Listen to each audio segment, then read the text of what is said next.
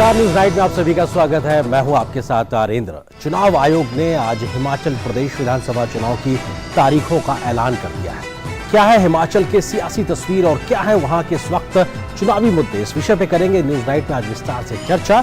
इसके अलावा होगी बात गुजरात में बीजेपी और आम आदमी पार्टी के बीच मचे घमासान की। दिखाएंगे खबर वाराणसी की कोर्ट ने ज्ञान वापी के केस में क्या दी है आज व्यवस्था। इसके अलावा भी होगी देश दुनिया की हर जरूरी और महत्वपूर्ण खबर। शुरुआत हेडलाइंस के साथ। हिमाचल चुनावों की बची रणभेरी। चुनाव आयोग ने किया हिमाचल प्रदेश विधानसभा की चुनाव की तारीखों का ऐलान। 12 नवंबर को होगा मतदान और 8 दिसंबर को होगी मतगणना। तमाम राजनीतिक दलों ने किया चुनाव तारीखों का स्वागत।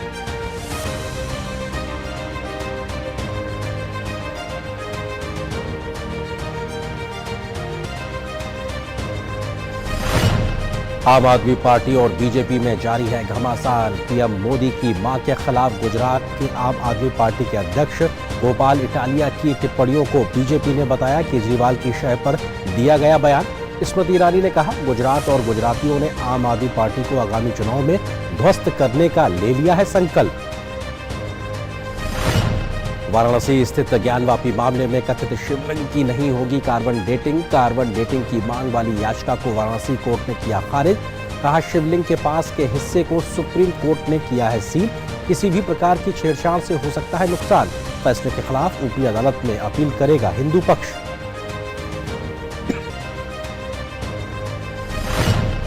सीका शिखर सम्मेलन में पाकिस्तान की ओर से कश्मीर का राग अलापे जाने पर भारत ने फिर पाक के खिलाफ अपनाया सख्त रुख। विदेश मंत्रालय ने कहा भारत पाकिस्तान के साथ सामान्य संबंध चाहता है लेकिन आतंकवाद को करना होगा खत्म। ब्रिटेन के साथ मुक्त व्यापार समझौते पर कहा दोनों पक्षों में चल रही है बातचीत।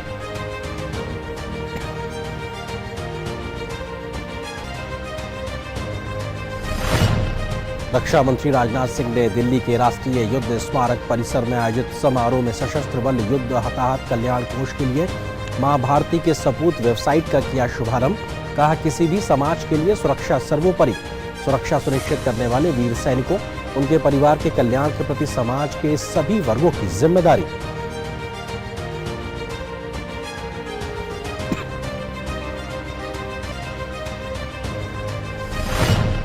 अमेरिका दौरे पर गई वित्त मंत्री निर्मला सीतारमण का बड़ा बयान। कहा भारत की 5G तकनीक इंपोर्टेड नहीं, पूरी तरीके से स्वदेशी, दुनिया के अन्य देशों के साथ साझा करने को तैयार।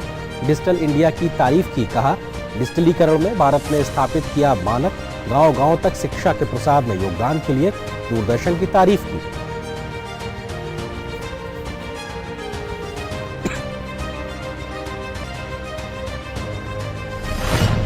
पूर्वोत्तर दौरे के तीसरे दिन असम में राष्ट्रपति द्रौपदी मुर्मू ने राज्य को कई विकास योजनाओं का दिया तोहफा। सिलचर के मोइनार बॉन्ड में इंडियन ऑयल कॉर्पोरेशन लिमिटेड के रेलफेड पेट्रोलियम भंडार डिपो का किया उद्घाटन। कनेक्टिविटी से जुड़ी कई परियोजनाओं की भी की शुरुआत। कहा परियोजनाओं के सफल क्रियान्वयन से व्यापार रोजगार के बढ़ेंगे अवसर। शनिवार को होगी भारत और श्रीलंका के बीच महिला क्रिकेट एशिया कप की खिताबी भिड़ंत। फाइनल में 5वीं बार आमने सामने होंगी दोनों टीमें। भारतीय टीम ने अभी तक खेले सभी 8 संस्करणों के फाइनल में बनाई है जगह।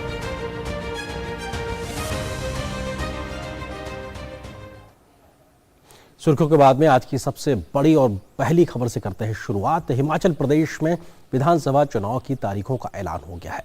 राज्य की सभी 68 विधानसभा सीटों पर 12 नवंबर को एक ही चरण में मतदान होगा।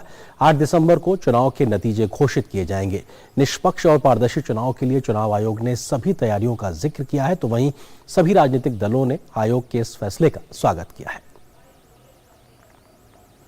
हिमाचल प्रदेश में अब चुनावी बिगुल बज गया है। चुनाव आयोग ने राज्य में चुनाव की तारीख का ऐलान करते हुए कहा कि हिमाचल प्रदेश की सभी 68 सीटों पर 12 नवंबर को एक ही चरण में मतदान होगा और 8 दिसंबर को चुनाव के नतीजे घोषित किए जाएंगे। मुख्य निर्वाचन आयुक्त राजीव कुमार ने कहा कि राज्य में निष्पक्ष और स्वतंत्र चुनाव कराने के लिए प्रशासन ने सभी तैयारियां पूरी कर ली हैं, जिसमें तकनीक माध्यम से भी सुरक्षा व्यवस्था को और मजबूत बनाने पर काम किया जा रहा है। इसके तहत कहीं भी गड़बड़ी होने पर आप सीधे सार्वजनिक तौर पर शिकायत दर्ज करा सकते हैं। The election would be in one phase. Last date for nomination would be 25th October that is Tuesday. Date for scrutiny would be 27th. Last date for withdrawal would be 29th. And date of poll 12th November. And date of counting 8th December. And the entire process is completed by 10th of December. So again, through you with the appeal to all the voters on behalf of all of us to come and vote in the state of Himachal. मुख्य निर्वाचन आयुक्त ने कहा कि चुनाव में प्रत्याशियों के विषय में पूरी जानकारी दी जाएगी, जिससे मतदान से पहले मतदाता को अपने प्रत्याशी के बारे में पूरी जानकारी हो सके। And very critical application is KYC, know your candidate. तो कैंडिडेट का पूरा affidavit which will give all his assets and liabilities and all the criminal background, if any, would be made available to the voters. राज्य में चुनाव की घोषणा का सभी राजनीतिक दलों ने स्वागत किया है। मैं स्वागत करता हूं चुनाव आयोग के इस फैसले का कि चुनाव की प्रक्रिया अब जो है वो शुरू हो रही है और ऐसे में मॉडल कोड ऑफ कंडक्ट जो है हिमाचल प्रदेश में लागू हो चुका है। हम पूरा सहयोग करेंगे और हिमाचल प्रदेश में चुनाव की कैंपेन की अगर बात कहें तो हमारी कैंपेन बिल्कुल सुचारू रूप से चली है। हमारा शीर्ष नेतृत्व तो हिमाचल प्रदेश में एक बार नहीं अनेक बार अभी तक आ चुके हैं और आने वाले समय में फिर से उनके कार्यक्रम बनने वाले हैं। हम लोग स्वागत करते हैं इलेक्शन कमीशन के निर्णय का और एक बार फिर वापस जनता के आशीर्वाद के लिए जाने के लिए तैयार हैं। डबल इंजन की सरकार ने शानदार काम हिमाचल प्रदेश में किया है और मैं ये विश्वास के साथ कह सकता हूँ जनता का आशीर्वाद फिर भारतीय जनता पार्टी के साथ होगा, क्योंकि केंद्र में मोदी जी ने जिस तरह से देश का नेतृत्व किया है, आपदा के समय भी देश और दुनिया में भारत का नाम आगे बढ़ाया है। हिमाचल में चुनाव की आधिकारिक घोषणा कर दी है। 25 तारीख तक नॉमिनेशन है और 12 नवंबर को चुनाव है। कांग्रेस पार्टी इसका स्वागत करती है। कांग्रेस पार्टी पहले से चुनाव की तैयारियां कर रही थी। हमारी आधी चुनावी तैयारियां तो ऑलरेडी खत्म हो चुकी हैं और आगे का काम जारी है। प्रियंका जी की रैली भी सोलन में जबरदस्त हुई और वो पूरे हिमाचल में प्रचार करेंगी। तो हमें पूरी उम्मीद है कि हम निश्चित रूप से इस प्रदेश को 2/3 बहुमत से जीतेंगे। हमारी उम्मीद है। राज्य में इस बार विधानसभा चुनाव में 55 लाख से अधिक मतदाता हैं। हिमाचल में पुरुष मतदाताओं की संख्या 27,80,208 है, जबकि महिला मतदाताओं की संख्या 27,27,016 है। हिमाचल में 1,86,000 से अधिक मतदाता पहली बार वोट देंगे, जबकि हिमाचल में 1,184 मतदाताओं की आयु 100 साल से ऊपर है। हिमाचल प्रदेश में चुनावों की तारीखों के ऐलान के बाद राज्य में चुनाव आचार संहिता लागू हो गई है, लेकिन चुनाव आयोग ने एक बात को पूरी तरीके से स्पष्ट कर दिया कि राज्य में किसी भी तरीके की चुनाव की प्रक्रिया के दौरान गड़बड़ी या फ्रीबीज के डिस्ट्रीब्यूशन को लेकर वो बेहद गंभीर है और इस पर कड़ी कार्यवाही करेगा। कैमरामैन लोकनाथ के साथ ऋषि कुमार, डीडी न्यूज, दिल्ली। तो हिमाचल में चुनाव की तारीखों का ऐलान हो गया। इस विषय पे हम बुलेटिन के अगले हिस्से में चर्चा भी करेंगे, लेकिन उससे पहले कुछ महत्वपूर्ण खबरों से आपको रूबरू कराते हैं। आम आदमी पार्टी के नेता और प्रधानमंत्री मोदी के खिलाफ अभद्र भाषा के इस्तेमाल का मामला जो है वो लगातार बढ़ता जा रहा है। इस मामले पर केंद्रीय मंत्री स्मृति ईरानी ने आम आदमी पार्टी के अध्यक्ष गोपाल इटालिया और अरविंद केजरीवाल के ऊपर जमकर निशाना साधा है। उन्होंने इस प्रकार की अभद्र भाषा को गुजरात के लोगों और प्रधानमंत्री मोदी की मां का अपमान बताया है। सोशल मीडिया पर वायरल हो रहे गुजरात आम आदमी पार्टी के अध्यक्ष गोपाल इटालिया के वीडियो और उनकी टिप्पणी को लेकर सियासी घमासान तेज हो गया है। केंद्रीय मंत्री स्मृति ईरानी ने इटालिया की पीएम मोदी के खिलाफ आपत्तिजनक भाषा के इस्तेमाल को लेकर केजरीवाल पर निशाना साधा है। उन्होंने कहा कि पीएम मोदी की मां का अपमान किया गया है। केंद्रीय मंत्री ने यह भी कहा कि अरविंद केजरीवाल के आदेश पर ही पीएम मोदी की मां का अपमान किया गया और वो इसलिए किया गया क्योंकि केजरीवाल इसके जरिए अपनी राजनीति चमकाना चाहते हैं। अरविंद केजरीवाल भली भांति जानते हैं कि उनके गुजरात के ये नेता हिंदू समाज का अपमान करते रहे, मंदिर में महिला की भूमिका पर मर्यादा से परे हटकर टिप्पणियां देते रहे और अब आम आदमी पार्टी के इस नेता ने प्रधान सेवक की 100 वर्षीय मां का अपमान मात्र इसलिए किया क्योंकि वो अपनी राजनीति चमकाना चाहते हैं। स्मृति ईरानी ने इस अवसर पर साफ कहा कि वे अरविंद केजरीवाल से 2 शब्दों में साफ कहना चाहती हैं कि आगामी विधानसभा चुनाव में आम आदमी पार्टी की राजनीतिक हार होने जा रही है, क्योंकि गुजरात और गुजरातियों ने ये संकल्प लिया है कि आम आदमी पार्टी को आगामी चुनाव में ध्वस्त करेंगे। गुजरात और गुजराती आम आदमी पार्टी को न्याय दिलाएगा और आम आदमी पार्टी गुजरात के चुनाव में ध्वस्त होगी, ये संकल्प गुजरात और गुजरातियों का है। बीजेपी ने अब गोपाल इटालिया के साथ साथ दिल्ली के मुख्यमंत्री अरविंद केजरीवाल के खिलाफ भी मोर्चा खोल दिया है। अरविंद केजरीवाल के खिलाफ दिल्ली भारतीय जनता पार्टी महिला मोर्चा ने शुक्रवार को प्रदर्शन किया। इस दौरान अरविंद केजरीवाल और गोपाल इटालिया के खिलाफ जमकर नारेबाजी भी हुई। देखिए, देश के प्रधानमंत्री किसी एक पार्टी के प्रधानमंत्री नहीं है। देश के प्रधानमंत्री हैं और उनकी मां को अपशब्द कहना इस पूरे देश का अपमान है। आज हमारे देश के प्रधानमंत्री के कारण हमारा पूरे विश्व में सम्मान है। उनकी मां के लिए गोपाल जी ने जो शब्दों का इस्तेमाल किया, हम उस बात का विरोध करते हैं। ये पूरी नारी जाति का अपमान है। गौरतलब है कि गोपाल इटालिया के कुछ वीडियो सोशल मीडिया पर वायरल हो रहे हैं, जिसमें उन्होंने पीएम मोदी के खिलाफ आपत्तिजनक शब्दों का इस्तेमाल किया था। साथ ही उन्होंने पीएम मोदी की मां हीराबेन पर भी विवादित टिप्पणी की थी। अभद्र टिप्पणी के मामले में उन्हें राष्ट्रीय महिला आयोग ने दिल्ली बुलाया था। एनसीडब्ल्यू दफ्तर के बाहर गुरुवार को आम आदमी पार्टी के कार्यकर्ताओं ने प्रदर्शन किया, जिसकी शिकायत महिला आयोग की प्रमुख रेखा शर्मा ने दिल्ली पुलिस से की थी। बाद में दिल्ली पुलिस ने गोपाल इटालिया को हिरासत में लिया था। हालांकि पूछताछ के बाद पुलिस ने 3 घंटे में ही उन्हें छोड़ दिया था। इटालिया भले ही अपने बयान से पल्ला झाड़ रहे हों, लेकिन फिलहाल ये मामला तूल पकड़ता नजर आ रहा है। Bureau report, DD news. तो गोपाल इटालिया के जो बेहद आपत्तिजनक शब्दों का इस्तेमाल किया था, इसकी वजह से उनका जो वीडियो है वायरल हो रहा है। बीजेपी लगातार इस पर मुखर बनी हुई है। फिलहाल एक छोटे से ब्रेक के लिए रुकते हैं, बहुत जल्द हाजिर होते हैं। पैसाबाजार.com पर लोएस्ट इंटरेस्ट रेट वाला लोन भी है और मैक्सिमम लोन अमाउंट वाला भी। ये सब और बहुत सारे लोन ऑप्शंस मिलेंगे सिर्फ पैसाबाजार.com पर।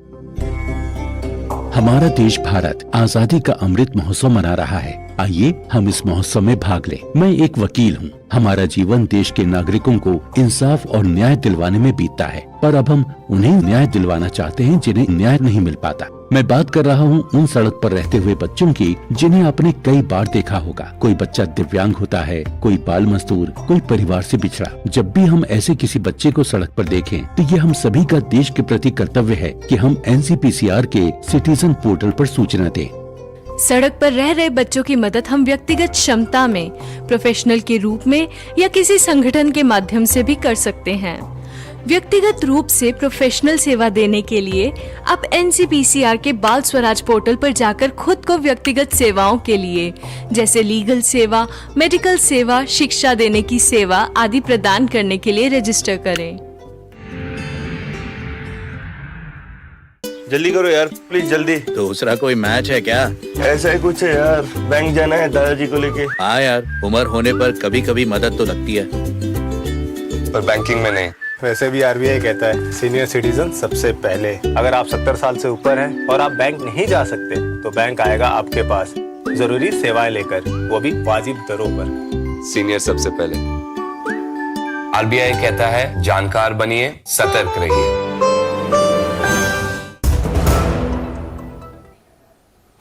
ज्ञानवापी मामले में वाराणसी कोर्ट ने आज कथित शिवलिंग की कार्बन डेटिंग की मांग की याचिका को खारिज कर दिया है। कोर्ट ने कहा है कि शिवलिंग के पास के हिस्से को सुप्रीम कोर्ट ने सील किया हुआ है और ऐसे में शिवलिंग या उसके पास के किसी भी हिस्से को किसी प्रकार से अगर छेड़छाड़ की जाती है तो उससे उसको नुकसान हो सकता है। इस फैसले के बाद हिंदू पक्ष ने कहा है कि वो ऊपर की अदालत में इसके खिलाफ अपील करेगा। ज्ञानवापी विवाद से जुड़े एक मामले में फैसला देते हुए वाराणसी की जिला अदालत ने कथित शिवलिंग की कार्बन डेटिंग का आदेश देने से इनकार कर दिया है। हिंदू पक्ष ने ज्ञानवापी श्रृंगार गौरी परिसर में मिले कथित शिवलिंग की कार्बन डेटिंग और वैज्ञानिक परीक्षण के लिए अदालत में अर्जी दी थी। जिला जज अजय कृष्ण विश्वेश की अदालत ने शुक्रवार को इस मांग को खारिज कर दिया। अदालत ने अपने आदेश में कहा कि कार्बन डेटिंग या वैज्ञानिक परीक्षण कराया जाना मूलवाद में जरूरी नहीं है। उक्त विवादित परिसर सर्वोच्च न्यायालय के आदेश से सील किया जा चुका है। फैसले पर अपनी प्रतिक्रिया देते हुए हिंदू पक्ष ने आदेश को ऊपरी अदालत में चुनौती देने की बात कही है। कॉपी मिलने के बाद विस्तृत अध्ययन करेंगे और फिर उच्च न्यायालयों का भी मार्ग प्रशस्त हमारे लिए होगा। निसंदेह हम उच्च न्यायालयों में भी अपनी बात रखेंगे, क्योंकि विज्ञान की कसौटी पर जीवन जिया जा सकता है। फैसले में सुप्रीम कोर्ट के आदेश का हवाला मौजूद होने को देखते हुए हिंदू पक्ष इस मामले में सीधे सुप्रीम कोर्ट का दरवाजा खटखटाने पर विचार कर रहा है। इस ऑर्डर को हम सुप्रीम कोर्ट में चुनौती देंगे। ये ऑर्डर अगेंस्ट द रिकॉर्ड है, क्योंकि सुप्रीम कोर्ट ने 20 मई के ऑर्डर से ट्रायल कोर्ट को पावर दी थी कि वो सारी एप्लीकेशन डिसाइड करेंगे। दूसरी बात, ये मांग लेके हम सारे महिलाएं याचिकाकर्ता सुप्रीम कोर्ट गए थे और सुप्रीम कोर्ट ने कहा था कि आप ट्रायल कोर्ट को अप्रोच करिए। तो ट्रायल कोर्ट आज कह रहा है कि हम नहीं कर सकते क्योंकि सुप्रीम कोर्ट ने सील कर रखा है। तो हम इस मांग को लेके अब दोबारा सुप्रीम कोर्ट के सामने जाएंगे। इस बीच संघ नेता इंद्रेश कुमार ने कहा है कि सबको धैर्य रखना चाहिए, सच सामने आएगा। There are so many alternatives, पर जो सत्य और सही है वो अल्टीमेटली सरवाइव भी करेगा, विन भी करेगा। दुनिया में कभी रास्ता बंद नहीं होता है। राम जन्मभूमि के बहुत बार रास्ते बंद हुए और खुलते चले गए। गौरतलब है कि परिसर के सर्वे के दौरान वजू स्थल के पास एक शिवलिंग जैसी विशाल आकृति मिली थी। हिंदू पक्ष ने इसके शिवलिंग होने का दावा किया है, हालांकि मुस्लिम पक्ष ने इसे फव्वारा बताया था। इस आकृति की पहचान और प्राचीनता को निर्धारित करने के लिए हिंदू पक्ष ने अदालत से कार्बन डेटिंग करवाने की मांग की थी। न्यायालय ने हिंदू पक्ष की दलीलें और अंजुमन इंतजामिया के जवाबी तर्क सुनने के बाद फैसला 14 अक्टूबर के लिए सुरक्षित कर लिया था। अदालत ने ज्ञानवापी मामले की आगे की सुनवाई के लिए 17 अक्टूबर का दिन तय किया है। इससे पहले वाराणसी की कोर्ट ने प्लेसेस ऑफ वर्शिप एक्ट 1951 को दरकिनार कर श्रृंगार गौरी ज्ञानवापी केस को सुनवाई के योग्य माना था। इसके बाद से इस मामले में सुनवाई चल रही है। इसी बीच हिंदू पक्ष की 4 वादी महिलाओं ने याचिका दायर कर कार्बन डेटिंग कराने की मांग की थी। इस मांग को कोर्ट ने खारिज कर दिया है। हालांकि श्रृंगार गौरी में पूजा की अनुमति को लेकर दायर केस पर सुनवाई जारी रहेगी। Bureau report, DD news. राष्ट्रपति द्रौपदी मुर्मू का असम दौरा आज समाप्त हो गया। राष्ट्रपति के तौर पर अपने पहले असम दौरे पर उन्होंने असम को कई विकास योजनाओं की सौगात दी है। दौरे के दूसरे दिन उन्होंने प्रसिद्ध कामाख्या देवी मंदिर में जाकर पूजा की और दर्शन भी किए। 3 दिन के पूर्वोत्तर दौरे पर पहुंची राष्ट्रपति द्रौपदी मुर्मू ने दौरे के आखिरी दिन असम को कई विकास योजनाओं की सौगात दी। 2 दिन के पूर्वोत्तर दौरे पर पहुंची राष्ट्रपति द्रौपदी मुर्मू ने दौरे के आखिरी दिन असम को कई विकास योजनाओं की सौगात दी और डिजिटल माध्यम से कई परियोजनाओं का उद्घाटन और शिलान्यास किया। राष्ट्रपति ने सिलचर के मोइनार बॉन्ड में इंडियन ऑयल कॉर्पोरेशन लिमिटेड के रेल फेड पेट्रोलियम भंडार डिपो और सिलचर को बदरपुर और गोहपुर को होलोंग से जोड़ने वाले राष्ट्रीय राजमार्गों का भी उद्घाटन किया। द्रौपदी मुर्मू ने मेघालय और नागालैंड को जोड़ने वाली एक यात्री रेलगाड़ी को रवाना किया। ये गाड़ी नागालैंड के शोखुवी से गुवाहाटी होते हुए मेघालय के मेंडी पाथर के बीच चलेगी। इसके अलावा राष्ट्रपति ने चाय बागान क्षेत्रों के लिए 100 आदर्श माध्यमिक विद्यालयों, 3000 आदर्श आंगनवाड़ी केंद्रों और गुवाहाटी के पास अग्यथुरी में एक आधुनिक कार्गो सह कोचिंग टर्मिनल की आधारशिला रखी। इस मौके पर राष्ट्रपति ने कहा कि इन परियोजनाओं का लाभ पूरे देश को मिलेगा और परियोजनाओं के सफल क्रियान्वयन से व्यापार रोजगार के अवसर बढ़ेंगे। शुरू की जा रही परियोजनाएं स्वास्थ्य, शिक्षा, रेलवे, सड़क निर्माण, पेट्रोलियम तथा महिला सशक्तिकरण से जुड़ी ये परियोजनाएं मैं आशा करती हूँ आगे जाकर असम को एक ऐसे स्थान पे पहुँचाएगा, भारत केवल नहीं पूरा विश्व इसको देखते रहेगा। इन योजनाओं के सफल कार्यान्वयन से असम सहित पूरे पूर्वोत्तर क्षेत्रों में हमारे भाई बहनों के जीवन में सुविधाएं बढ़ेगी, व्यापार और रोजगार के लिए अवसर मिलेगी, परिवहन की सुविधाएं बढ़ेगी तथा अर्थव्यवस्था भी मजबूत होगी। इस मौके पर असम के राज्यपाल जगदीश मुखी, मुख्यमंत्री हिमंत बिस्वा शर्मा, पेट्रोलियम और प्राकृतिक गैस राज्य मंत्री रामेश्वर तेली और राज्य सरकार के कई मंत्री मौजूद थे। राष्ट्रपति ने कहा कि केंद्र सरकार का पूर्वोत्तर में रेल कनेक्टिविटी पर विशेष ध्यान है। पूर्वोत्तर क्षेत्र सहित आसाम भारत के एक्ट ईस्ट पॉलिसी का केंद्र बिंदु। मुझे ये जानकर खुशी हुई है कि केंद्र सरकार इस क्षेत्र में बुनियादी ढांचे और कनेक्टिविटी पर विशेष ध्यान दे रही है। असम का विकास पूरी पूर्वोत्तर क्षेत्र के लिए विकास का इंजन हो सकता है। इससे पहले राष्ट्रपति ने गुवाहाटी में नीलांचल पर्वत शिखर पर स्थित 51 शक्तिपीठों में से एक प्रसिद्ध कामाख्या मंदिर में पूजा अर्चना की। राष्ट्रपति और उनकी बेटी ने मंदिर के गर्भगृह में पूजा की और मंदिर की परिक्रमा की। अपनी पूर्वोत्तर यात्रा में सबसे पहले राष्ट्रपति ने त्रिपुरा का दौरा किया था और गुरुवार को वो गुवाहाटी पहुंची थी। गुवाहाटी में उन्होंने भारतीय प्रौद्योगिकी संस्थान के एक कार्यक्रम में डिजिटल माध्यम से केंद्र और राज्य सरकार की विभिन्न परियोजनाओं का उद्घाटन किया था और आधारशिला रखी थी। विकास की इन परियोजनाओं से निश्चित रूप से असम को आगे बढ़ने में मदद मिलेगी। Bureau report, DD news. रक्षा मंत्री राजनाथ सिंह ने सशस्त्र बल युद्ध हताहत कल्याण कोष के लिए मां भारती के सपूत वेबसाइट का आज शुभारंभ किया है। नई दिल्ली में राष्ट्रीय समर स्मारक परिसर में आयोजित एक समारोह के दौरान इसका शुभारंभ किया गया। इस अवसर पर रक्षा मंत्री ने वीर गति को प्राप्त हुए सैनिकों के 10 परिजनों एवं सक्रिय सैन्य अभियानों में अक्षम हुए सैनिकों को भी सम्मानित किया। गौरतलब है कि सशस्त्र बल युद्ध हताहत कल्याण कोष का उपयोग युद्ध के हताहतों के परिजनों एवं आश्रितों को अनुग्रह राशि की तत्काल वित्तीय सहायता प्रदान करने के लिए किया जाता है। सरकार ने ड्यूटी के दौरान सक्रिय सैन्य अभियानों के दौरान मारे गए या दिव्यांग सैनिकों के लिए बड़ी संख्या में कल्याण योजनाएं शुरू की हैं। इस काम में देशवासियों को भागीदार बनाने का मौका देने के लिए ये वेबसाइट शुरू की गई है। सदी के महानायक अमिताभ बच्चन इसके सद्भावना राजदूत होंगे।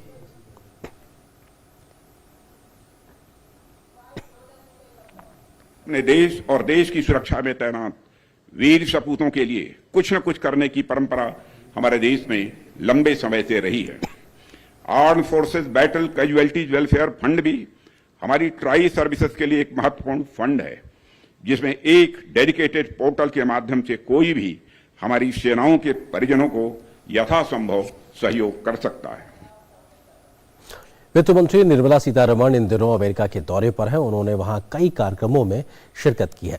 वित्त मंत्री ने भारत में हो रहे डिजिटल बदलाव का जिक्र किया तो देश में 5G की दिशा में बढ़ते कदमों को भी उन्होंने दुनिया के सामने रखा। निर्मला सीतारमण ने कहा कि तकनीक के इस्तेमाल से भारत में दुनिया की बड़ी से बड़ी योजनाओं को पारदर्शी तरीके से लोगों को सशक्त करने के लिए लागू किया जा रहा है। केंद्रीय वित्त मंत्री निर्मला सीतारमण ने वॉशिंगटन डीसी के जॉन्स हॉपकिंस यूनिवर्सिटी के school of advance international studies में भारत के अनूठे डिजिटल पब्लिक गुड्स और इसके बहुआयामी असर पर संबोधित किया। उन्होंने कहा कि प्रौद्योगिकी के उपयोग से भारत में सुशासन स्थापित किया जा रहा है, जिससे एक परिवर्तन आया है। वित्त मंत्री ने इस अवसर पर कहा कि भारत अपनी 5G टेक्नोलॉजी को दुनिया के अन्य देशों के साथ शेयर करने के लिए तैयार है। 5G that we've launched in our country is completely indigenous, standalone. There could be some critical parts coming from, say, countries like Korea, but certainly not coming from somebody else. So, completely indigenous technology that we can now provide 5G for countries which they want, which whoever wants it. So, our 5G is not imported from somewhere else, it's our own product. गौरतलब है कि Sweden, Finland, Korea और चीन के अलावा भारत के पास ही 5G दूरसंचार तकनीक है और अभी तक अमेरिका, ब्रिटेन, जर्मनी और फ्रांस में भी अपनी खुद की तकनीक मौजूद नहीं है। उन्होंने कहा कि 2014 से 2019 के बीच डिजिटलीकरण पर दिए गए जोर ने कोविड-19 और उसके बाद आर्थिक संकट से जूझने में मदद की और इसकी वजह से ही लॉकडाउन के दौरान मदद और राहत तुरंत दी जा सकी। Infrastructure being laid for digital technology to reach everywhere and people being trained at the local level in the local language and softwares being provided which can translate everything in the local language, the initial inhibition which people had were all removed. वित्त मंत्री ने इस बात पर भी जोर दिया कि भारत में डिजिटल पेमेंट के लिए लोगों को कोई अलग से खर्च नहीं करना पड़ता और भारत इसे सार्वजनिक पूंजी मानता है। लोक प्रसारक के तौर पर दूरदर्शन की प्रशंसा करते हुए वित्त मंत्री ने कहा कि भारत में गांव-गांव तक शिक्षा का प्रकाश फैलाने के लिए राष्ट्रीय चैनल दूरदर्शन के जरिए लगभग 200 चैनल शुरू किए गए ताकि मुश्किल वक्त में भी हमारे बच्चे शिक्षा से वंचित न रहें। 200 channels have been dedicated through the government's public television channel for schools to have by-class education in their mother tongue. And India obviously has more than 15 official recognized languages. So children can learn from watching the television in their house, and it's not a fancy charge-paid channel. It is Doordarshan, which is again a public good. You don't pay fees for it. So 200 channels have been dedicated so that education can be taken digitally to schools. वित्त मंत्री ने कहा कि भारत में ग्रामीण स्तर तक digital अवसंरचना का विस्तार हो चुका है और तमाम आशंकाओं को झुठलाते हुए भारत की ग्रामीण जनता ने बहुत आसानी से डिजिटल संस्कृति को अपना लिया है। भारत की यूपीआई और रुपए ने डिजिटल अर्थव्यवस्था में एक क्रांति ला दी है और डिजिटल पेमेंट में हम कई देशों के साथ समझौता कर रहे हैं। Bureau report, DD news. Bharat ने एक बार फिर से पाकिस्तान के द्वारा कश्मीर राग अलापने के लिए उसे आड़े हाथों लिया है। विदेश मंत्रालय ने कहा है कि पाकिस्तान पहले आतंकवाद को बंद करे, उसके बाद ही उससे बातचीत हो सकती है। अपनी साप्ताहिक प्रेस वार्ता में विदेश मंत्रालय ने स्पष्ट किया है कि ब्रिटेन के साथ भारत की जो मुक्त व्यापार समझौते को लेकर बातचीत है वो लगातार जारी है और जल्द ही दोनों देश किसी निष्कर्ष पर भी पहुंच जाएंगे। कजाकिस्तान के अस्ताना में हुए सीका शिखर सम्मेलन में पाकिस्तान की ओर से कश्मीर का राग अलापे जाने पर भारत ने एक बार फिर से पाक के खिलाफ सख्त रुख अपनाया है। विदेश मंत्रालय ने कहा है कि भारत पाकिस्तान के साथ सामान्य संबंध चाहता है, लेकिन यह एक अनुकूल माहौल में होना चाहिए। उन्होंने कहा कि पाकिस्तान को पहले आतंकवाद को खत्म करना होगा। We have made it pretty clear what our position is on terrorism emanating from Pakistan. And of course, we want normal relations with Pakistan is a statement that we've always said, but it has to be in an atmosphere that's conducive and that free from terrorism. विदेश मंत्रालय ने अपनी साप्ताहिक briefing में पाकिस्तान के साथ रिश्ते, Canada में सक्रिय खालिस्तानियों और ब्रिटेन के साथ मुक्त व्यापार समझौते पर विस्तार से बात की।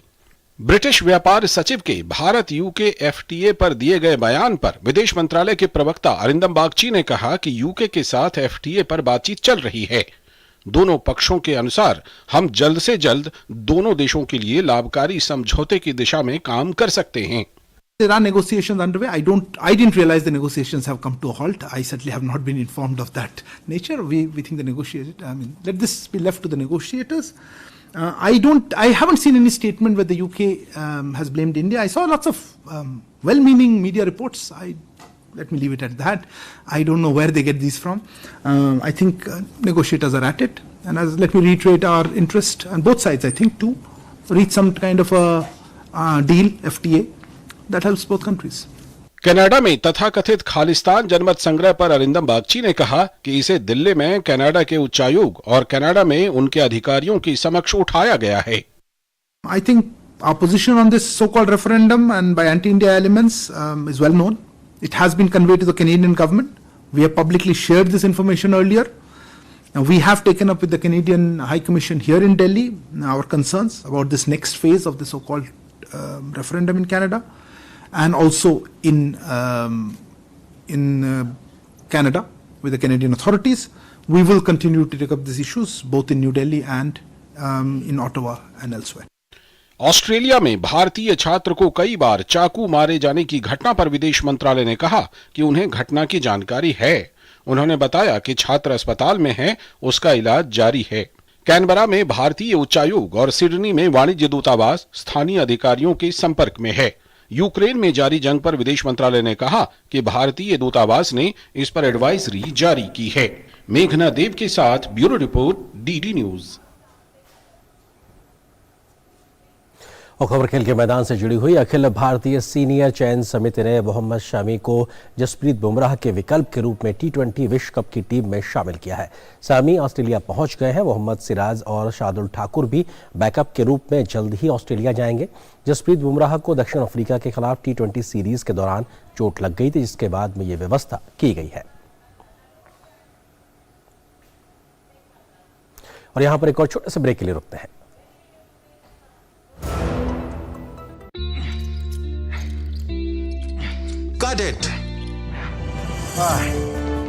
सोचिए, अगर असल जिंदगी में ऐसी हालत हो तो कितनी मुश्किलें होती हैं, लेकिन शुक्र है बैंकिंग के लिए नहीं। अगर आपकी उम्र 70 साल से अधिक हो, क्या आप दिव्यांग हो तो बैंक आपको कुछ जरूरी बैंकिंग सुविधाएं घर बैठे बैठे दे सकता है। आरबीआई कहता है जानकार बनिए, सतर्क रहिए।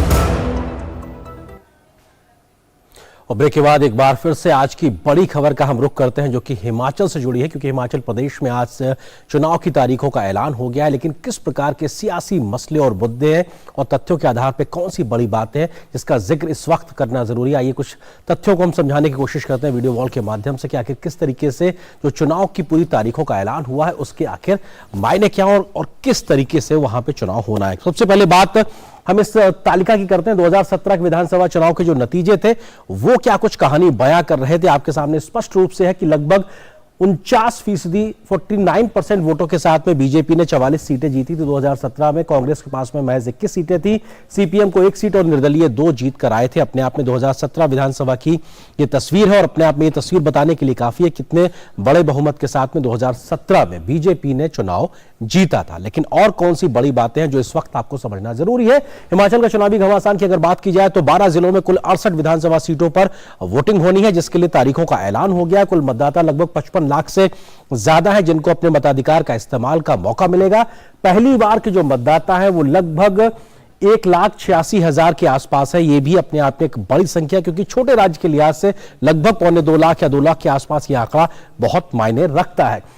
जो एससी जो कम्युनिटी है उसके लिए आरक्षित सीटों की संख्या 17 है शेड्यूल कास्ट के लिहाज से, और वहीं शेड्यूल ट्राइब के लिहाज से अगर बात की जाए तो 3 सीटें उनके लिए भी आरक्षित है। अपने आप में ये आरक्षित सीटों का आंकड़ा टोटल 20 तक पहुंचता है, 17 और 3 कुल मिला के 68 सीटों में से बाकी सारी जो है अनरिजर्व अनारक्षित सीटें हैं। अगले अगर तथ्य के लिहाज से बात करें तो किस तरीके से तमाम जो आंकड़े हैं वो इस बात की तस्दीक करते हैं कि जो वोटरों की संख्या है, चाहे वो पहली बार के वोटर्स हो या नए मतदाता हो, वो भी बेहद महत्वपूर्ण है। 67,000 सर्विस मतदाता हैं, यानी कि जो सर्विस करने वाले लोग हैं उनकी संख्या भी है। और 100 साल से ज्यादा उम्र के ऐसे मतदाताओं की संख्या लगभग 1184 है। ये अपने आप में एक अनोखा और बिरला उदाहरण है इस प्रकार का आंकड़ा कि 100 साल से ज्यादा उम्र के जो मतदाता है वो लगभग 1200 के आसपास में। ये बड़ी बात है। इस बात का जिक्र खासतौर से चुनाव आयोग ने आज अपनी प्रेस कॉन्फ्रेंस के दौरान किया है। 18 से 19 साल के जो मतदाता है वो करीब 70,000 के आसपास है, यानी कि जो बिल्कुल ही अभी नए 18 साल की उम्र पूरी करने के बाद मतदाता बने, बिल्कुल युवा मतदाता है, उनकी संख्या भी अच्छी खासी नजर आ रही। कुल पुरुष मतदाताओं की बात करें तो लगभग 27,80,000 के आसपास पुरुष मतदाता है। तो वहीं महिला मतदाताओं की बात करें तो 27,27,000 महिला मतदाता भी हैं, यानी कि पुरुषों और महिलाओं के अनुपात में बहुत ज्यादा अंतर नहीं है। हालांकि ये थोड़ा सा कम है, लेकिन पुरुष और महिला का अनुपात लगभग काफी हद तक बराबर दिखाई पड़ रहा है। दिव्यांग मतदाता 56,000 के आसपास है, जो कि चुनाव आयोग की वोटर लिस्ट के आधार पर आंकड़ा है। साथ ही साथ 8 जनवरी 2023 को विधानसभा का जो मौजूदा विधानसभा उसका कार्यकाल खत्म हो रहा है, यानी कि जो 8 जनवरी 2023 आने वाली उससे पहले नई विधानसभा की गठन होना है। उस लिहाज से चुनाव आयोग ने उसकी तरीके से अधिसूचना जारी करने की बात की है।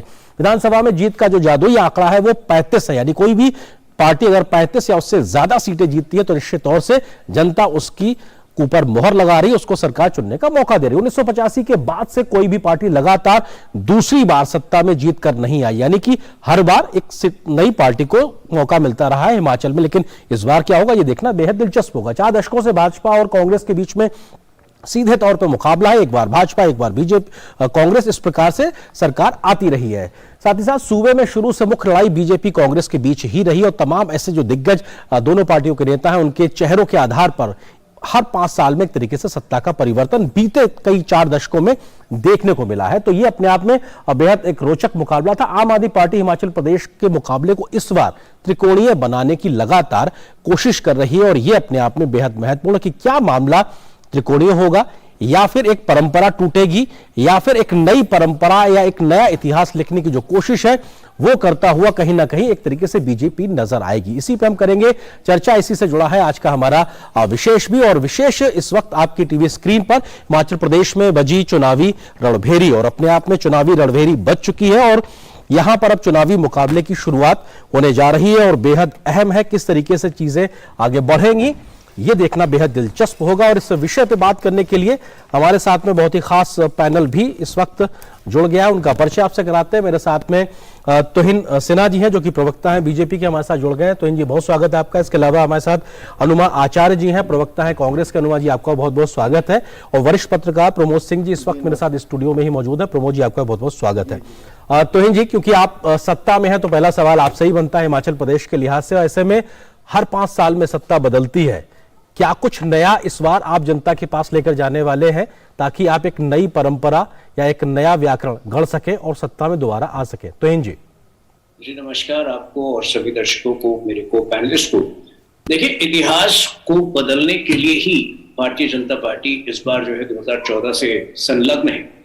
उत्तर प्रदेश में यही आंकड़े बताए जा रहे थे जो अभी आप बता रहे हैं कि 1984 के बाद कोई भी पार्टी दोबारा सरकार नहीं बना पाई। तो उत्तर प्रदेश में भी हमने भव्य मेजोरिटी के साथ बनाया और हिमाचल में उससे भी भव्य मेजोरिटी के साथ कम से कम 50 सीटें मैं देख पा रहा हूं कि आज हमारे हाथ में होंगी। और उसका कारण यह है कि कांग्रेस जो है वो लगभग, जो देखिए, भारत जोड़ो यात्रा तो इन्होंने निकाला, लेकिन जहां जहां चुनौतियां हैं वहां से कन्नी काट के भाग के ऐसे इलाके में निकले हैं जहां की भारतीय जनता पार्टी से का सामना इनको नहीं करना पड़ा।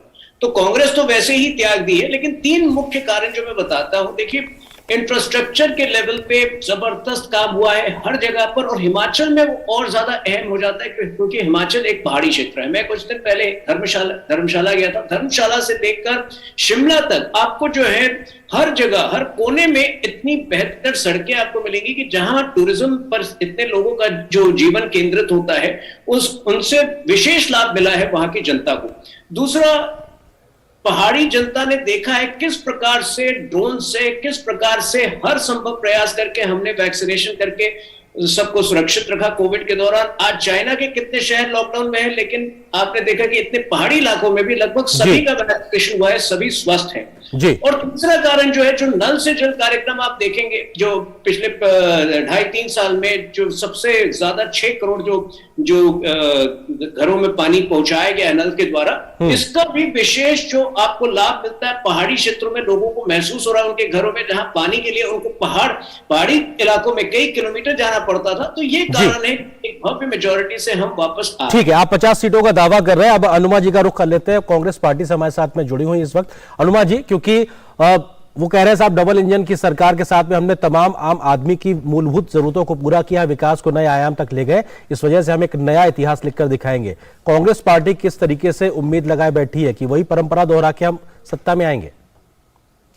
आपको नमस्कार। आज की सोलन की रैली के बाद मैं बहुत निश्चितता से कह सकती हूँ कि हिमाचल का रिवाज जारी है, फिर से कांग्रेस आ रही है। और ये जो अभी हम इंफ्रास्ट्रक्चर की बात सुन रहे थे, उसमें मैं आपको बता दूं कि जब पहले जो यहाँ के मुख्यमंत्री थे YS परमार साहब, उनका विजन शुरू हुआ और उसके बाद वीरभद्र सिंह जी ने, तो बीजेपी के प्रवक्ता शायद जानते नहीं हैं, आपने जैसे कहा कि यहाँ महिलाओं का रेशियो पुरुषों के बराबर है, उसी तरह केरल के बाद ये दूसरा ऐसा प्रदेश है जो सबसे साक्षर प्रदेश है।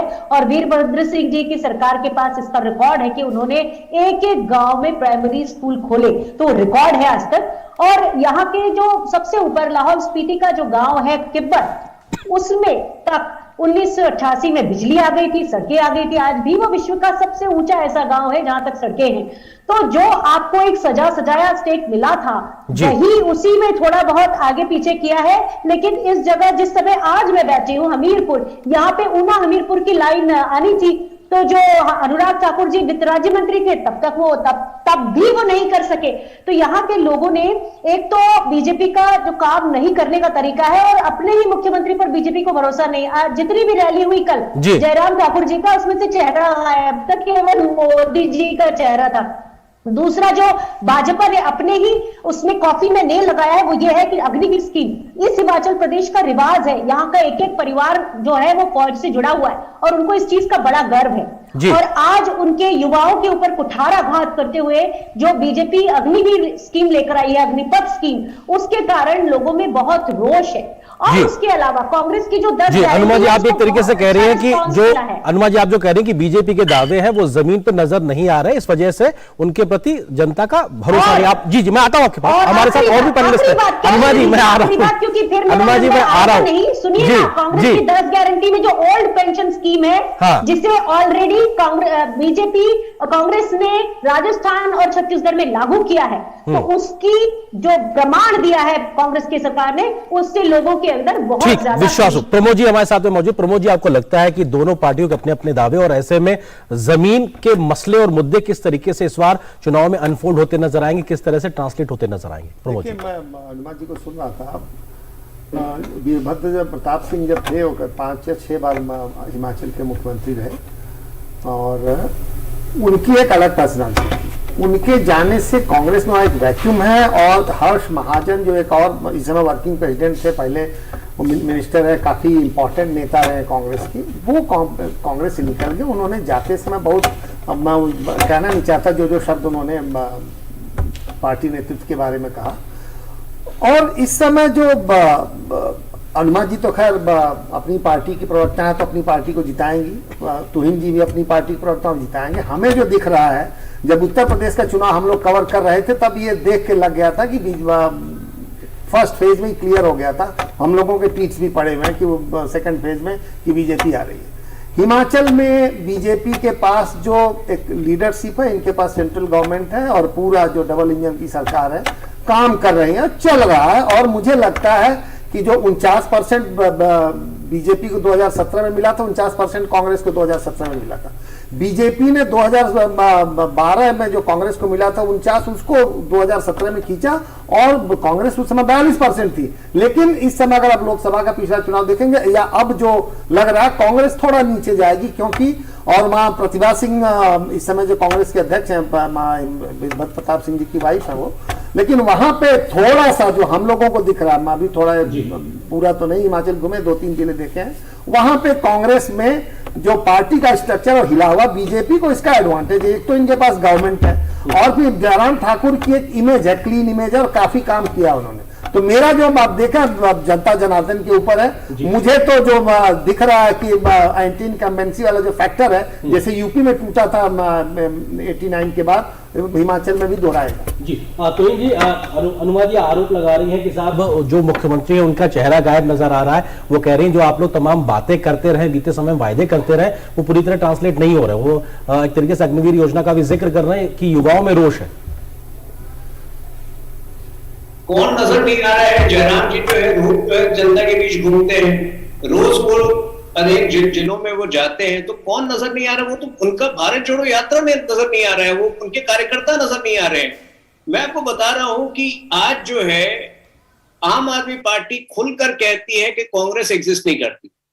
ये आम आदमी पार्टी से इनकी चुनौती है, और ये चुनौती जो है भारतीय जनता पार्टी को हर राज्य में और मजबूत कर रही है। और ऐसे भव्य जीत हमको दोनों जगह मिलेंगे, गुजरात और हिमाचल में, कि वो अप्रत्याशित होंगे। हो सकता है कि 58-60% वोट इस बार मिले, क्योंकि जनता ने काम देखा है। देखिए, जो जैसा प्रमोद जी भी कह रहे थे, जब हम डबल इंजन सरकार की बात करते हैं, तो अगर मान लीजिए कि थोड़ी सी खामी, अगर एक काल्पनिक जो आप ये जो शिकायत कर रही है कि नजर नहीं आती, काल्पनिक अगर स्थिति हम मान भी लें कि थोड़ी सी चूक हुई है राज्य सरकार की, तो केंद्र सरकार का जो विजन है, जो केंद्र सरकार का संचालन है, वो इतना स्ट्रांग होता है कि दोनों में मिलकर जो कार्य अल्टीमेटली जो रिजल्ट जनता को देखने को मिलता है, वो कहीं बेहतर होता है। वीरभद्र सिंह जो है एक अच्छे सीएम होंगे, लेकिन कांग्रेस तो अतीत में जी रही है। कांग्रेस में वर्तमान में जिस दिन कांग्रेस जीना शुरू करेगी, उस दिन वो हमें चुनौती दे पाएगी। जी अनुमा जी, जी मैं आता हूं तो जी आपके अनुमा जी, क्योंकि जी कांग्रेस का भारत जोड़ो यात्रा चल रही है, और ऐसे में हिमाचल में बहुत से नेताओं ने पार्टी से अलग होकर छिटक कर बीजेपी का दामन भी थामा है, और ये अपने आप में कांग्रेस के भारत जोड़ो के समय अपने आप में एक बहुत बड़ा सेटबैक के तरीके से देखा जा रहा है। और ये भी है कि कांग्रेस में नेता बहुत से हैं, और कौन चेहरा होगा इसको लेकर भी अभी असमंजस की स्थिति बनी हुई है। क्या ये एक दिक्कत पैदा कर सकती है कांग्रेस के लिए हिमाचल में चुनाव को लेकर? पहली चीज तो आप दिल्ली में बैठ के बात कर रहे हैं और मैं हिमाचल में हूं, तो यहाँ तो मुझे कोई आम आदमी पार्टी जैसी चीज दिखी नहीं। तो इस तरह से बीजेपी के प्रवक्ता जो है वो आम आदमी पार्टी को बढ़ावा दे रहे हैं। ठीक है, मुझे समझ में आता है क्या गठबंधन है उनका, लेकिन एक तो ये बात हुई। दूसरी चीज, आप जो कह रहे थे दिल्ली में तो सरकार को समर्थन आपने दिया था। अनुमा जी दिल्ली नहीं मैं सुन रहा हूं। आप बोलने नहीं देंगे क्या? बिल्कुल बोलो, पहले मुझे पूरा कर लेने दीजिए। नहीं मैं आपने कहा कि उनका गठबंधन है। अनुमा जी आपने कहा उनका गठबंधन है, तो मुझे याद आ गया, मुझे याद दर्शकों की जानकारी के लिए। अनुमा जी देखिए, अब आप सुन भी सुन लीजिए ना। आपने कहा ना उनका गठबंधन है, तो मुझे याद आ गया कि दिल्ली में तो आपने समर्थन दिया था जी। अच्छा, इसी पे खत्म करने वाले डिबेट यहीं पर? बिल्कुल नहीं, आपको ससम्मान बुलाया है, आदर के साथ समय भी दे रहा हूं और दूंगा भी, लेकिन आपने जो कहा उनका गठबंधन है, तो वो मुझे याद आया कि दिल्ली में तो आपने समर्थन दिया था जी। अनुमा जी अपनी बात रखिए आप पूरी। आम आदमी पार्टी को बढ़ाना। अब देखिए हंस के आप समय बर्बाद कर रही हैं, फिर कहेंगे आप बोलने नहीं देते हैं। प्रमोद जी बोले साल में रहते हैं भारतीय जनता पार्टी के प्रवक्ता, उन्हें याद नहीं है साल भर के अंदर ही तो 4 बाई इलेक्शंस और 1 लोकसभा चुनाव का बाई इलेक्शन हमने जीता। भूल मत जाइए, हिमाचल की जनता आपके दो रंगेपन को समझ चुकी है। तो जिसको ये डबल इंजन सरकार कहते हैं वो एक और जुमला है। मध्य प्रदेश बता देती हूँ मैं आपको, जहां की सरकार का बजट 2.25 लाख करोड़ का है वार्षिक बजट, और वहां पे कर्ज जो सरकार पे वो 3.25 लाख करोड़ का है। तो क्या डबल इंजन की सरकार कर रही है? मध्य प्रदेश हर चीज में पीछे है, वहां के युवा जो है नशे में चूर हो रहे हैं। हिमाचल पे आंकड़े रखिए मैडम। डबल इंजन, आपके डबल इंजन पर हिमाचल का बताइए ना, मैं सवाल लूंगा फिर प्रेम जी से जी। तो डबल इंजन की जो कहानी है वो झूठी कहानी है, और यहाँ के लोग जो साक्षर हैं वो समझते हैं, उनको बिल्कुल समझ में आ गया है कि प्रधानमंत्री जी ने जो पिछले बार के अपने इलेक्शन के जो मैनिफेस्टो में लिखवाया था वो एक यहाँ हमीरपुर में एक वो बनना था हॉस्टल, वो नहीं बना है। जो कहा था कि तो जी आप लोगों ने चुनावी वायदे पूरे नहीं किए। डबल इंजन आप कहने के लिए कह रहे हैं लेकिन आप कर नहीं रहे। तो जी सीधा आरोप लगा रहे अनुमा जी। आपका ही सवाल जी। तो जी में पट्टी लगा कर चलती है। अभी जो ऊना से दिल्ली का जो फास्ट रेल उद्घाटन है उसको भी ये हंस क्यों रही है? दिमागी स्थिति ठीक है ना? ये ऐसी हंसे जा रही, मुझे कुछ अजीब सा लग रहा है। आप थोड़ा शांत कराइए। अच्छा, आप लोग स्तर पर करने से नहीं चूकेंगे। अनुमा जी अब आपके सवाल का जवाब दे रहे हैं, तो इन अपनी बात पूरी कीजिए जी। नहीं, पर उसमें उन्होंने जो बीच में टिप्पणी की वो व्यक्तिगत टिप्पणी है, उसकी जो है भाषा करती है। कर रहे हैं हम एक सीरियस डिबेट कर रहे हैं। हाँ करे, बड़ा वाहियात लगता है। प्लीज ट्राई टू वाहियात नहीं, हाँ भी नहीं किया अनुमा जी, लेकिन आपसे बोला नहीं था। अनुमा जी क्योंकि सीरियस डिबेट हम लोग चुनाव की कर रहे हैं, तो जाहिर सी बात है थोड़ा सा गंभीर होकर करेंगे तो शायद और बेहतर लगेगा। गंभीर बातें करें, हाँ बिल्कुल गंभीर तथ्य रखिए। तोहिन जी वो आरोप लगा रही है, उस तथ्य पे रखिए जी। बिल्कुल ठीक है अनुमा जी, आपकी बात ले रहा हूँ। हाँ तोहिन जी, आंखों में पट्टी डाल दी तो उसके लिए मैं जिम्मेदार हूँ। अभी जो ऊना से जो दिल्ली का जो फास्ट ट्रैक रेल शुरू हुआ उसको ये कहेंगे कि वो काल्पनिक है। अगर जो आईआईटी का नए आईआईटी और आईएम के निर्माण हुए, आईआईटी का भी पालनपुर में जो उद्घाटन हुआ वो कहेंगे कि काल्पनिक है। तो जो डेवलपमेंट है वो तो प्रत्यक्ष रूप से हर व्यक्ति जो हिमाचल में घुसता है। मैंने 7 दिन बिताए मई में, मैं देखकर आया हूं कि धर्मशाला से लेकर मनाली तक जो रोड की स्थिति कितनी बेहतर है। तो अगर इन्होंने आंखों में पट्टी डाल दी है राहुल गांधी के नेतृत्व में, तो उसके लिए क्या मैं जिम्मेदार हूं? आप हंसिए, इसका हश्र जो है 8 दिसंबर को आपको पता चलेगा जी। प्रमोद जी आपको लगता है कि क्या जो मैं आ रहा हूं, अनुमा जी आ रहा हूं आपके पास, प्रमोद जी को शामिल करता हूं। प्रमोद जी आपको लगता है कि जो विकास हुआ है या जो तरक्की की लगातार बीजेपी डबल इंजन की बात कर रही है, जिनके बारे में तथ्य सामने है, जग जाहिर है, क्योंकि बहुत सी योजनाओं का उद्घाटन शिलान्यास हुआ अपने आप में, क्या उनको नजरअंदाज करना कांग्रेस या कोई भी विपक्षी दल की इस वक्त मजबूरी है? अन्य चीजें गिनाना? अब मैंने कहा पहले भी दोनों पार्टी प्रवक्ता हैं, अपनी अपनी पार्टी का वो विचार रखें। अनुमा जी अपनी बात करेंगी और तुहिन जी अपनी बात कहेंगे। तो लेकिन अभी जैसे जो बिलासपुर में एम्स खुला या जो फास्ट ट्रैक वो ट्रेन की बात कर रहे थे, ऊना से जो दिल्ली आएगी ट्रेन, वंदे भारत और ट्रिपल IIT जो डेडिकेट हुआ, और भी बहुत सी चीज़ें थी जो जयराम जी की सरकार की तरफ से बुकलेट आया था जिसमें उन्होंने क्लेम किया था, हमने किया है। आज प्रियंका जी सोलन में थी, उन्होंने एक बात कही, अनुमा जी से भी मैं ये बात पूछूंगा। उन्होंने कहा कि हम जैसे आएंगे पहली मीटिंग में इतने 1 लाख नौकरी दे देंगे। अरे भाई, आपने राजस्थान में 10,000 रुपया कहा था मैं भत्ता देने के, किसानों का बिल हो तो माफ नहीं हुआ। एज ए जर्नलिस्ट मैं तो पूछूंगा। कमलनाथ जी भी लंबा बोल गए थे, राहुल गांधी बोले 10 दिन में सब बिल माफ कर देंगे, नहीं हुआ माफ।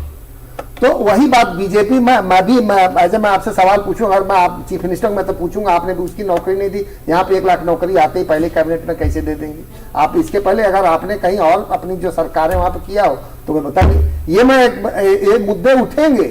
आप जैसा कह रही, मैं जर्नलिस्ट भी पूछेंगे, बीजेपी भी पूछेगी और जनता भी पूछेगी। हम बीजेपी से भी पूछेंगे आपने इतनी नौकरियां दी कि नहीं दी। आप जो अग्निवीर की बात करें वो तो आप लोगों का अपनी पॉलिटिकल लड़ाई है, क्योंकि अगर करगिल लड़ाई के बाद जो सुब्रमण्यम कमेटी में जो थी कि हमारी आर्मी की एज जो कम करने की बात थी, आप खुद 25 साल रही हैं विंग कमांडर रही है एयरफोर्स में, आपको खुद पता है सेना के बारे में, आपसे ज़्यादा मैं उतना क्वालिफाइड नहीं हूँ बोलने के लिए। देखो तो खैर वो आप लोगों का पॉलिटिकल डिसीजन है। यंग आर्मी, यंग फोर्स बनाने की बात थी, वो इम्प्लीमेंट हो रहा है। इवन अगर आप देखेंगे अमेरिका में भी जो फुल यूनिफॉर्म की नौकरी जो होती है, जो सोल्जर होता है 2 साल की नौकरी करता है। तो उसके ऐसा नहीं कि वो अग्निवीर 25% के बाद 75% फेंक दिए जाएंगे। हम आप इसी डिबेट में हम यहाँ पे भी थे आपके साथ दूरदर्शन में। उनका जो भी होगा सरकार कहाँ कहीं के एडजस्ट करेगी वो दूसरी बात है। लेकिन जब ये बात आती है, जब क्लेम की बात आती है, तो आपसे सवाल तो पूछेंगे और सवाल पूछना हमारा काम है। जी तो जी, क्योंकि वो ये कह रहे हैं कांग्रेस पार्टी की तरफ से कि साफ तौर पे जो तमाम वायदे किए थे वो आपने सारे पूरे नहीं किए। आप पिछले 44 के आंकड़े से 50 से आगे निकलने का जिक्र कर रहे हैं। ऐसे में तो आपको ज्यादा नए युवा वोटर्स का, महिलाओं का समर्थन चाहिए होगा। क्या नया या किस तरह से अपना पूरा काम का लेखा जोखा लेकर जाएंगे आप? देखिए, कम से कम मैम जो है मेरे से हंस रही है, सुप्रिया जी की तरह गालियां नहीं देती, इसके लिए मैं आभारी हूं। लेकिन मैं एक सवाल पूछ रहा हूं कि बार बार जो अगर जनता हमें हर राज्य में, पूरे देश में चुन रही है, तो क्या वो इसलिए चुन रही है कि हम झूठ बोलते हैं? इसलिए चुन रही है ना, क्योंकि अपने आंखों के सामने वो परिवर्तन देख रही है। अपने आंखों के सामने वो देख रहे हैं कि उनका जीवन बदल रहा है। मैं आपको एग्जांपल दे रहा हूं, 2-3 आप अगर अभी एक गूगल सर्च करते हैं, 2-3 आर्टिकल्स आपको अभी मिल जाएंगे किस प्रकार से दूर दराज के इलाकों में हमने वैक्सीन पहुंचाए थे। तो क्या जनता को ये याद नहीं है किस तरह को उनको सुरक्षा प्रदान की गई थी कोविड के समय? जनता को ये नहीं पता चलेगा कि ऊना से अगर वो दिल्ली 5 या 6 घंटे जितने भी घंटे में पहुंच पा रहे हैं, क्या ये व्यापक परिवर्तन नहीं है? तो ये कहना कि हम वादे नहीं पूरे कर पा रहे हैं, देखिए अगर 1 या 2 वादे छूट जाते हैं, कई चीजें जो हैं वो सोशियो इकोनॉमिक फैक्टर्स जो मौजूदा होती है उस पर डिपेंड करती है। जनता भी परिपक्व हो गई है, वो इस तरह से जो है पचकानी जो एलिगेशंस पर नहीं जाती है। जब वो महसूस करती है कि उनका जीवन पिछले 5 सालों में बदला है, वो दोबारा जो है विश्वास कायम करेगी, वो दोबारा जो है उसी जनता, उसी सरकार पर विश्वास देगी जिसने वो परिवर्तन लाए हैं, जिसने वो ट्रांसफॉर्मेशन लाया। जी अनुमा जी, क्योंकि देखिए वक्त थोड़ा खत्म हो रहा है, जल्दी से आपसे 2 चीजें पूछना था मुझे कि क्या प्रतिभा सिंह जी चेहरा होगी मुख्यमंत्री के लिए, और आम आदमी पार्टी कितनी बड़ी चुनौती है? छोटा सा जवाब चाहूंगा आपसे। कल जिस एम्स का उद्घाटन हुआ था उसमें एक पेशेंट गया तो उसको लिया नहीं और उन्होंने कहा हमारे पास सुविधा नहीं, उसको आईजीएमसी शिमला भेज दिया। एक बार दूसरे जो पत्रकार के नाम पर आए हैं वो रिसर्च करके नहीं आए हैं। कमल पटेल नाम के एक भाजपा के मंत्री ने सदन के पटल पर कहा कि मध्य प्रदेश में जब कमलनाथ की सरकार थी उसने 12.5 लाख किसानों के लोन माफ किए थे, ये पढ़ के आना चाहिए। इसी तरह से जो प्रियंका जी ने कहा वो पूरा होगा। और आप जानते हैं कि कांग्रेस पार्टी कभी मुख्यमंत्री का चेहरा नहीं बताती, क्योंकि हम लोकतांत्रिक है, मुख्यमंत्री थोपते नहीं है, विधायक दल अपने मुख्यमंत्री को खुद चुनता है। ठीक है, अब प्रमोद जी आपको लगता है कि इस चुनावी घमासान में अभी कौन से और ऐसे तरकश के तीर जो निकलने वाले, छोटा सा जवाब आपसे चाहेंगे। देखिए हिमाचल हमारा एक तरह से देखें फ्रंट लाइन स्टेट है, पंजाब की तरह बॉर्डर इलाका, बहुत ही क्रूशियल बॉर्डर शेयर करता है। तो वहाँ पे चुनाव अब की होगा तो तगड़ा चुनाव हो रहा है। मैं से डायरेक्ट कॉन्टेस्ट होगी कांग्रेस बीजेपी में। मैं इस बात को अनुमा जी से इत्तेफाक रखता हूँ कि आम आदमी पार्टी वहाँ थोड़ा बहुत जो शोर मचा लेगी, उसकी बहुत ज़्यादा प्रेजेंस होने वाली नहीं है। 1 सीट अगर ले गई तो बहुत बड़ा आश्चर्य होगा। लड़ाई तो वहाँ पे होगी और अभी नो होल्ड्स बार्ड इलेक्शन होगा, क्योंकि ये राहुल गांधी की जो अभी भारत जोड़ो यात्रा चल रही है, हालांकि वो गुजरात हिमाचल तरफ नहीं आ रहे हैं, छत्तीसगढ़ से भी नहीं गुजरेगी उनकी यात्रा जी। तो यहाँ पे कांग्रेस अगर अच्छा करेगी तो इनके लिए ठीक होगा जी कि भारत जोड़ो यात्रा है सक्सीडेड इन गेम। अगर नहीं हुई तो फिर तो पार्टी के नेतृत्व पर सवाल उठेंगे। ठीक है, बिल्कुल। लेकिन ये देखना दिलचस्प होगा कि इस बार क्या एक नया इतिहास हिमाचल लिखता है। बहुत बहुत शुक्रिया आप तीनों मेहमानों का हमारे साथ जुड़ने के लिए, क्योंकि चुनाव अब लगातार जारी रहेंगे, ऐसी चुनावी चर्चाएं आप लोगों से आगे भी होती रहेंगी। फिलहाल जुड़ने के लिए बहुत बहुत शुक्रिया आप लोगों का। और यहाँ पर एक छोटे से ब्रेक के लिए रुकते हैं, बहुत जल्द हाजिर होते हैं कुछ और महत्वपूर्ण खबरों से आपको रूबरू कराएंगे।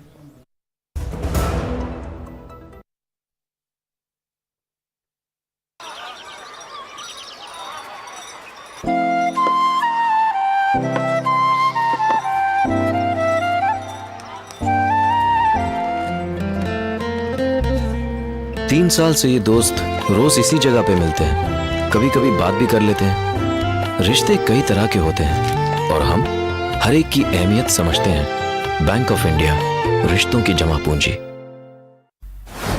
Guided by the vision of Honorable Prime Minister Narendra Modi, the Ministry of Ayush is fully committed to digitize Ayush sector for the benefit of people. A range of digital platforms are developed to support professionals and public. The Ayush Information Hub offers authentic information under various categories such as education policy, drug policy, schemes, events, new trends and developments in the sector. Ayush Next is an interactive platform developed primarily for students and scholars. Ayush Soft is developed with a vision to convert classical Ayurvedic texts into comprehensive and authentic IT-based knowledge repository. In this phase, Ayurvignana, an Ayurvedic encyclopedia, and Shabdanidhi, a glossary of Ayurvedic terminology, have been made available for Ayurveda fraternity. Ayush GIS has been developed for mapping of facilities under categories such as health facilities, colleges, doctors, students. It is a matter of great pride that these platforms have been launched by the Honorable Prime Minister.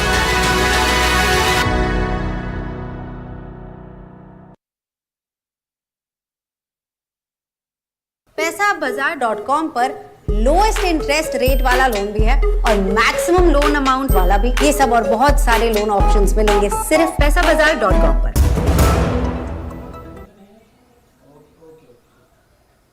और break के बाद अब नजर डालते देश के कुछ और महत्वपूर्ण खबरों पर फटाफट अंदाज में। आप देखिए इन तमाम महत्वपूर्ण खबरों को। फिलहाल मुझे और मेरी पूरी टीम को दीजिए इजाजत। नमस्कार।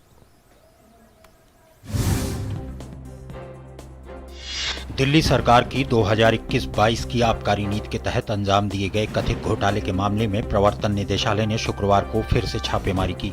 जानकारी के मुताबिक धन शोधन संबंधी जांच के तहत ईडी के अधिकारियों ने राजधानी दिल्ली में कम से कम 25 ठिकानों पर सर्च ऑपरेशन चलाया। यह सर्च ऑपरेशन दिल्ली के कई बड़े शराब कारोबारियों के आवास और अन्य ठिकानों पर चलाया गया। पटना के एक बड़े बिल्डर और होटल कारोबारी के कुल 31 ठिकानों पर आयकर विभाग और प्रवर्तन निदेशालय की छापेमारी चल रही है। बताया जा रहा है कि गब्बू सिंह और उनके स्टाफ के अलग अलग ठिकानों पर आईटी और ईडी की रेड चल रही है। छापेमारी का दायरा पटना के कई स्थानों के अलावा नोएडा और झारखंड तक बताया जा रहा है। उपराष्ट्रपति जगदीप धनखड़ गुजरात के दौरे पर हैं। उपराष्ट्रपति ने आज साबरमती आश्रम का दौरा किया। उन्होंने साबरमती आश्रम प्रिजर्वेशन एंड मेमोरियल ट्रस्ट में महात्मा गांधी की प्रतिमा पर पुष्पांजलि अर्पित की। उपराष्ट्रपति ने साबरमती आश्रम में आगंतुक पुस्तिका पर भी हस्ताक्षर किए। दिल्ली के दीनदयाल उपाध्याय मार्ग स्थित भारतीय जनता पार्टी के मुख्यालय पर बीजेपी ने एक महत्वपूर्ण कार्यशाला का आयोजन किया है। यह कार्यशाला बीजेपी के देश भर में राज्य कार्यालयों के प्रभारी और कार्यालय मंत्रियों के लिए आयोजित की गई है। प्रदेश कार्यालय प्रभारी और कार्यालय मंत्रियों के लिए आयोजित कार्यशाला का शुभारंभ बीजेपी के राष्ट्रीय अध्यक्ष जेपी नड्डा ने दीप प्रज्वलित कर किया।